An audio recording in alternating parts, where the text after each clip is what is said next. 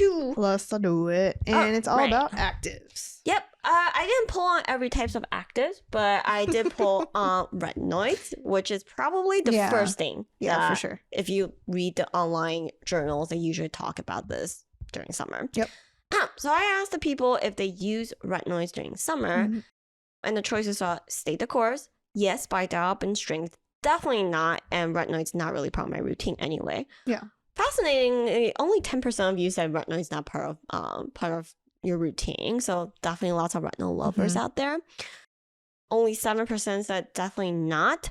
10% said yes, by dial down in strength, and a whopping about 3/4 of you said, yeah, I just stayed the course. Yeah. And yeah, there's honestly no reason to not use retinol during summer. For sure. I was just going to ask, or not even ask, I was going to add that I'm pretty sure there is no acne skin type out there that's giving up their retinoids during the summer. Oh, yeah, no way. No way in hell. Yeah. And usually we say, yeah, stay the course.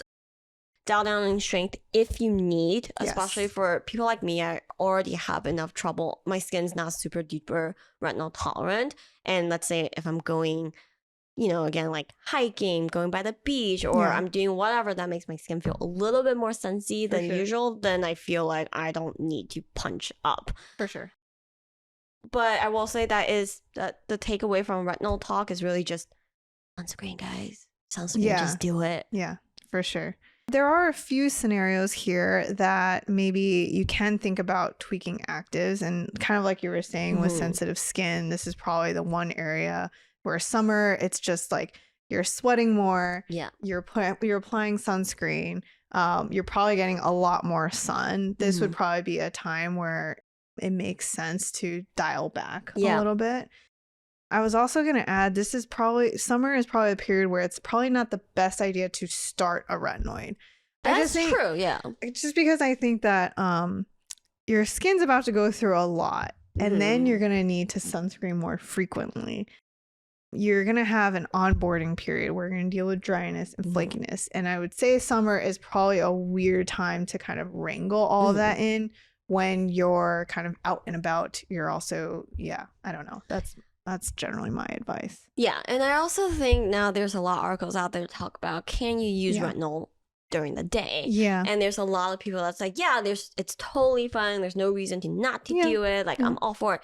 Technically, that's true. Yeah. You can use it during the day. Again, keep up with your sunscreen habits. Yeah. For me, where I kind of draw a thin line is, I think there's nothing wrong with using it during the day, people should also be realistic with their sunscreen habits in general when you're on retinol. Yeah. Retinol is an ingredient that works if you use once a day. There isn't a lot of need for you to to double up and use it day and night.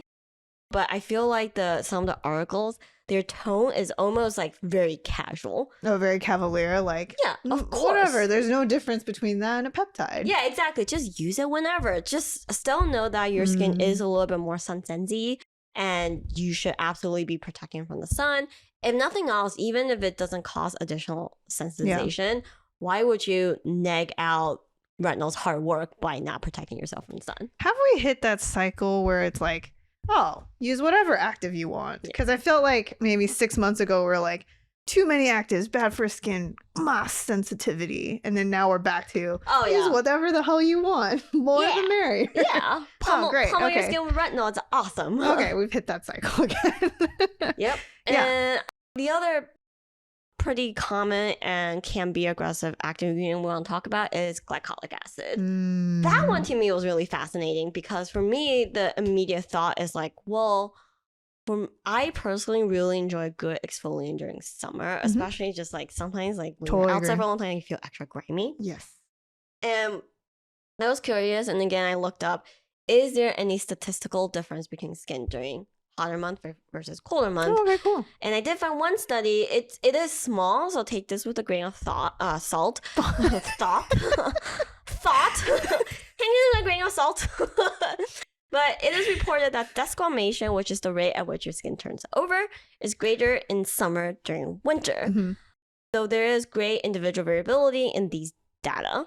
And this is not surprising. Rates of desquamation is faster in younger than older individuals. Yada, yada, yada. Yeah, we know that.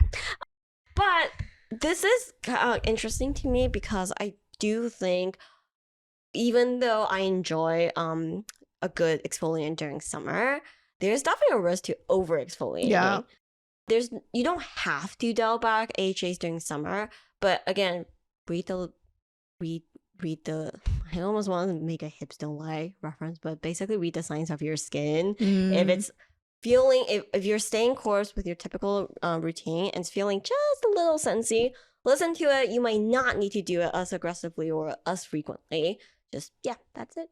And also, I think it's a fine balance during summer, right? Like, if you start exfoliating too much, your sensitivity to sun also increases, which means your sunscreen needs to be like put a lot more into that effort. So it's just really a fine balance, you know, and I think it's easy. I think it's easy, especially during summer, to want to over exfoliate because you're grimy, sweaty, too much sun. You're probably also tackling like a little bit of pigmentation, and that's like one quick way to kind of like brighten skin really quickly. So yeah, I just feel like, that's one habit that I could see happen a lot. Yeah, my personal confession is like I don't use more AHAs during summer, but I use a lot more physical exfoliants. Exactly as Victoria said, it's like that desire to just aggressively summer gross skin cells. Yeah, exactly. You can absolutely overdo either category, so just keep an eye on it. Yeah, totally. All right, we should definitely talk about hyperpigmentation during summer. For those of you that have been trying to tackle hyperpigmentation, it's a marathon. It is not something that is solved.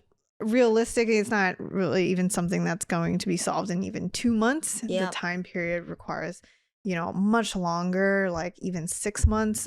And so you're definitely going to make your way into summer. Now, should you be changing up those actives? Not necessarily, but I think also it's important to manage expectations during summer time period because you are getting more sun, so it may feel like you're not seeing a lot of benefit using your actives during this period, but we would just say stay the course and make sure your sunscreen habit is there too. Yeah, exactly it. I think people are constantly expecting to see improvement, but pigmentation is already a difficult problem. During summer, stubborn AF. Yeah, you're dealing with a lot. So I would say summer, stay in the course, and if you see it being static, that's actually a good thing. Yeah, actually. Sun is a no-brainer here. It's a big factor in terms of making your hyperpigmentation worse. But I also did find that other stuff also contribute to the hyperpigmentation problem. Great. I found this in a study done in India that talked about sweat-induced inflammation and irritation. Oh, God. And that can also lead to hyperpigmentation. So it's not just the sun that you're dealing with. Your skin is going through a lot in general, and inflammation is a big one. Even though the previous article talking about how inflammation is slightly less during summer compared to winter, I actually think that I kind of like raise my eyebrows at that, because I think there's so many changes that your skin goes through, and people tend to be more exposed to element during this time. Yeah. So it's definitely something to think about. Yeah, I think the sweat study, I was like, I also really didn't appreciate the description. So they call it sweat dermatitis. And it says presented as dry, hyperpigmented, fissured, parchment-like skin, shiny, crinkled cellophane paper-like skin, or asymptomatic hyperpigmented macules. Like, I could not be the most unpleasant description to my ears. Yeah, so Victoria and I went to Taiwan one time during July. And never again. Never again. Every night I felt like I had to cut the clothes off my body. I have to tell this story. We were on our way to a meeting, and it was so rough that we actually had to dip into a coffee shop because it was only a 10-minute walk. It wasn't that long, but we just could not couldn't make it. It was that hot. And then the worst part is because Taiwan's also, they're trying to conserve energy consumption during the summer because of AC has to run so much. the AC wasn't even that strong and we were struggling. It was lukewarm at best. And oh my God, it was so tough. You know, it's hot. You haven't experienced real hotness until the wind's blowing and you're like, can you stop? Because it's just blowing hot, humid air into my face. And the other thing too is nothing sounds better than an ice cold beer, but some of those beers are lukewarm and that's as chilled as it gets. Yeah, and I do feel like my skin was extra gross when we're going through that. It's really humid in Thailand during that time. And really hot. Oh my God. There's so many sports bras I had to abandon so I couldn't get it off. Where you feel like you just literally, it's just like stuck to your body. Yeah. Yeah. And in Asia, those cities can come with pollutants as well. So I really felt like I walked away 3 shades darker than before. Yep, totally. Yeah. Anyways, we digress. So other than sunscreening, during this time, your skin, if you're in, especially if you're in a pollutant heavy zone, if you are in a place where you sweat a lot, vitamin C is your best friend here. This is all about prevention. Obviously, vitamin C can also work actively on hyperpigmentation, but it's one of the key antioxidants to include here because it can help with everything we just described. It can help with that pollutant issue. It can help a little bit with any inflammation you might experience. Won't help with the sweating, but hey.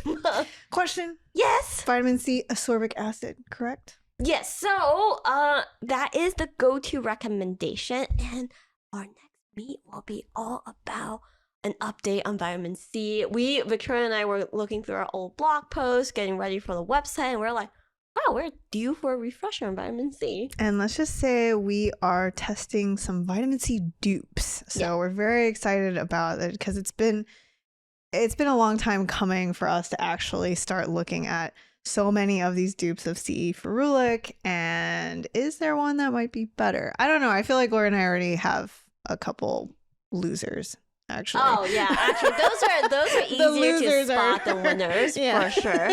Some not looking so good. And we know that a lot of you have questions on vitamin C derivatives. I did find a very interesting study done by Revision Skincare. Okay.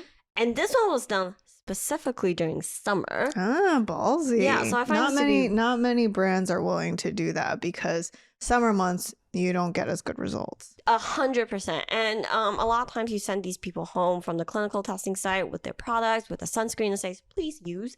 And we can tell you from personal experience, in our past experience, there are people that I think are liars when it comes to sunscreen application. Because there are people that clearly come back looking like they just went to the beach. Yeah. That you found them.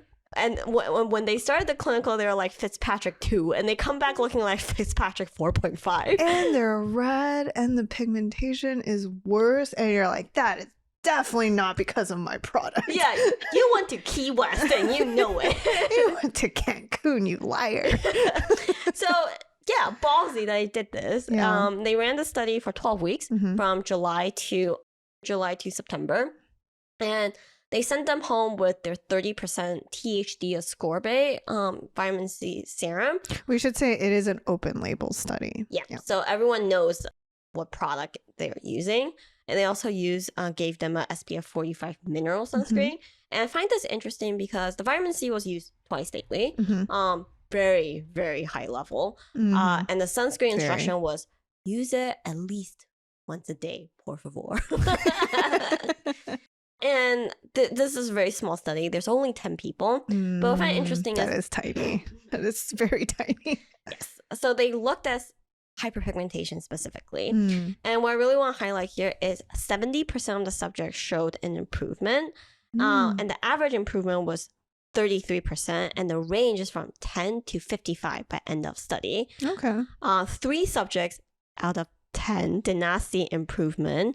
So this study, 3 subjects out of 10, it's kind of rough. Yeah, and I think that's why like small studies to us is like directionally mildly interesting, but it's hard to have firm takeaways. Totally. So to me, the first takeaway is expectation, right? 30% THD twice daily is very, very high. Totally. And even then, you're not seeing a ton of improvement. Yeah.